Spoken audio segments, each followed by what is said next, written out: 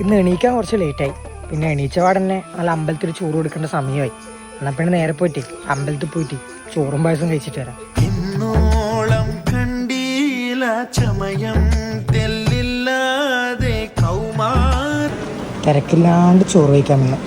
ഞാൻ ഈ കഴിക്കുന്ന ചോറിനൊരു പ്രത്യേകതയുണ്ട്. ഞാനായാലും ചായ കുടിച്ചിട്ടാണ് നേരെ വന്നിട്ട് അമ്പലത്തിലെ ചോറ്.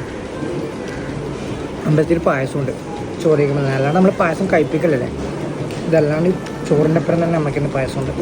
പിന്നെ അമ്പലത്തിൽ ചോറ് ഇടയ്ക്കിടയ്ക്ക് ഞാൻ വന്ന് കഴിക്കലുണ്ട്, പക്ഷെ വീഡിയോ ഒന്നും എടുക്കില്ല. വീഡിയോ എടുക്കുമ്പോൾ ഫുഡ് കഴിക്കുമ്പോൾ വലിയ ഫീൽ പോകാം.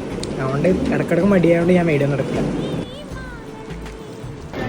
വേഗം തിന്നിട്ടില്ലെങ്കിൽ പായസം കിട്ടില്ല. വേഗം എന്താ പായസം വെള്ളം വന്നാൽ ആലോട്ടെ. നീ തൊട്ടല്ലോ